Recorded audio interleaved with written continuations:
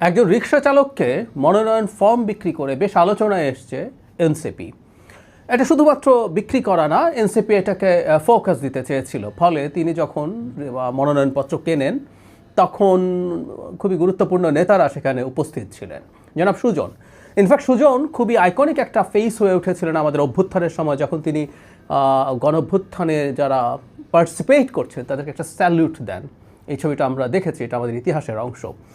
প্রচুর আলোচনা চলছে এরকম একজন রিক্সা চালককে মনোনয়ন দেওয়াটা কি সঠিক হলো, এটা কি অসাধারণ প্রশংসার ব্যাপার, নাকি এটা এনসিপির এক ধরনের স্টান্টবাজি।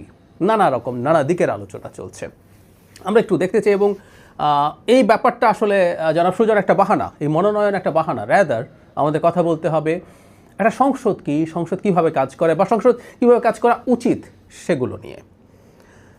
আমার মনে পড়ে বেশ কয়েক বছর আগে জনাব হিরো আলমকে নিয়ে খুবই ডিবেট হচ্ছিল। উনি ঢাকা 18-তে জনাব আরাফাতের বিরুদ্ধে কম্পিট করছিলেন উপনির্বাচনে। সেখানে তাকে অনেক হেনস্থা করা হয় এবং অনেকে তখন একই ধরনের প্রশ্ন তুলছিলেন যে জনাব হিরো আলম কি আদৌ এমপি হওয়ার যোগ্য কিনা। আমি তখন একটা কলাম লিখেছিলাম এটা নিয়ে প্রথম আলোতেই। ইনফ্যাক্ট ওখানেও হিরো আলম একটা বাহানা ছিলেন, ওটা আসলে আরেকটু ভেতরের আলোচনা আমরা ওখানে করার চেষ্টা করেছিলাম। যাই হোক, আমরা আজকে জনাব সুজনকে নিয়ে আলোচনাটা করি। প্রাথমিকভাবে আমি এনসিপির এই মনোনয়নকে ধন্যবাদও দিতে চাই।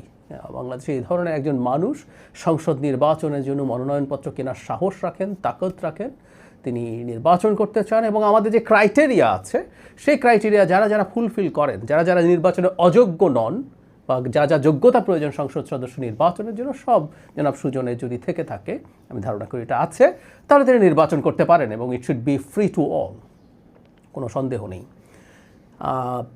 সমস্যাটা কোন জায়গায় আসলে এসে দাঁড়িয়েছে বা ওনার জায়গায় আর কেউ হলে কী বা হতো, আমরা একটু এবার সেই আলোচনাটাই ঢুকতে চাই যে বাংলাদেশের সংসদ আসলে কি বা কী ছিল এতদিন পর্যন্ত, শেষ সংসদ পর্যন্ত কি ছিল একেবারে আমাদের শুরু থেকে।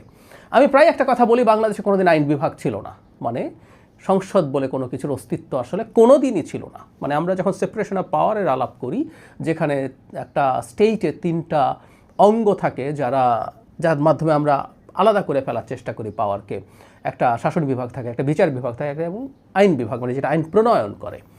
আমাদের জন্ম থেকে কখনোই ছিল না। আমরা 70 অনুচ্ছেদের মতো একটা অনুচ্ছেদ আমাদের কনস্টিটিউশনে রেখেছিলাম। 70 অনুচ্ছেদ মোটা দাগে থাকা ঠিক আছে, আমরা চাই না সকাল বিকাল সরকারের পতন হোক, কিন্তু এটাকে যেইভাবে করা হয়েছে যে দলের বিরুদ্ধে ভোট দিলেই তার সংসদ সদস্য পদ খারিজ হয়ে যায়, ফলে কোনো সাধারণ বিলেও একজন সদস্য তার দলের বিরুদ্ধে ভোট দিতে পারে না। ফলে সংসদ কোনো দিন বাংলাদেশের ইতিহাসে আইন প্রণয়নের কেন্দ্র হয়ে ছিল না, কখনো না।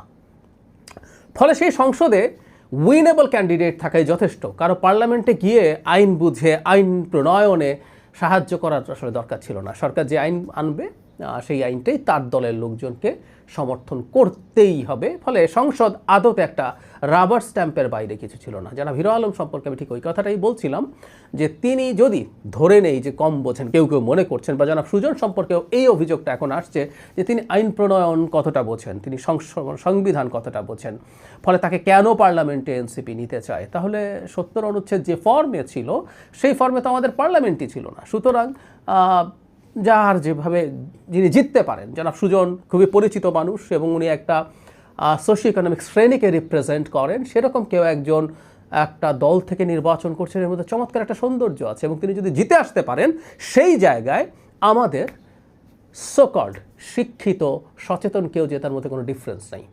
আমাদের শিক্ষিত সচেতনরাও আসলে আইন প্রণয়ন কতটা বোঝে, যারা পার্লামেন্টে গিয়েছিলেন সেটা নিয়ে আমার সিরিয়াস প্রশ্ন আছে। আমি এরকম এমপিদের সাথে কথাবার্তা বলে দেখেছি, ডিবেট করে দেখেছি। আওয়ামী লীগের সময় তারা আদৌ আইন প্রণয়ন বোঝেন বলে আমার অনেকের ক্ষেত্রেই মনে হয়নি। তো ডিফারেন্স তো নাই।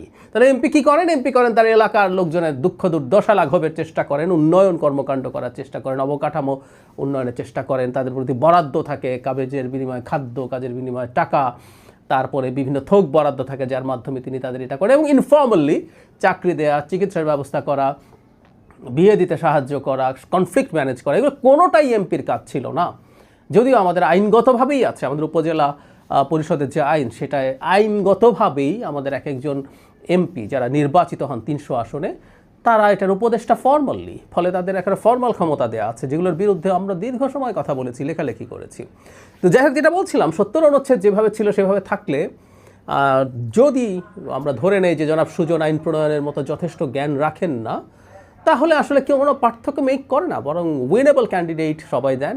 বেশিরভাগ ক্ষেত্রে বিরাট টাকা পয়সাওয়ালা লোকজনকে দেওয়া হয়, যিনি টাকা দিয়ে প্রচার কিনতে পারেন, মাসল কিনতে পারেন, সব কিছু করতে পারেন, তাকেই দেওয়া হয়। ঠিক একইভাবে জনাব সুজন যদি তার এই পরিচিতির জন্য জিতে আসেন, আমার কাছে এটাকে একই ব্যাপারই মনে হয়, কোনো রকম কোনো ডিফারেন্স মনে হয় না। তবে আমাদের সংবিধানের ৭০ অনুচ্ছেদ পাল্টে যাচ্ছে অনেকটাই, যেভাবে আগে ছিল সেভাবে আর থাকছে না। কিছু কিছু জিনিস বাদ দিয়ে দলের বিরুদ্ধে ভোট দেওয়ার সুযোগ হবে। ফলে সংবিধান যদি সেভাবে সংশোধিত হয়, সেই বিবেচনায় আমরা বলতে পারি যে আমাদের সংসদ অবশেষে বেশ খানিকটা আইন বিভাগে পরিণত হবে, লেজিসলেচারে পরিণত হবে, এবং সেই জায়গায় জনাব সুজনকে মনোনয়ন দেওয়াটা ঠিক হয়েছে কিনা তখন সেই ডিবেট আসতে পারে। এবং বিশেষ করে এনসিপির জন্য আমরা এই প্রশ্ন তুলতে পারি, যেহেতু এনসিপি নয়া বন্দোবস্তের কথা বলে, তারা রাজনৈতিক দল করেন, তারা জিততে চাইবেন, যেটা উচিত, তার জন্য ফাইট করবেন, উইনেবল ক্যান্ডিডেট তারা খুঁজে বের করবেন, everything is all right.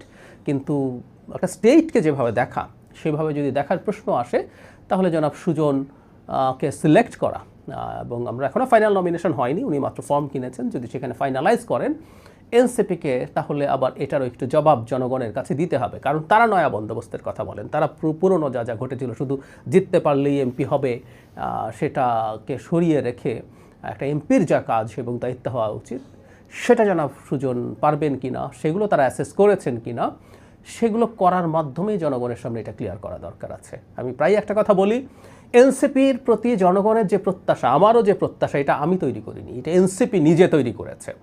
NCP আমার কাছে এসে বলেছে সে পুরনো রাজনৈতিক বন্দোবস্ত বা ব্যবস্থার বিরুদ্ধে দাঁড়াতে চায়, কথা বলতে চায়, সুতরাং সে তার মতো করে নতুন কিছু দেখাবে। সেই কারণেই বলছি এনসিপির এই জিনিসগুলোর ক্ল্যারিফিকেশন আরও জরুরি।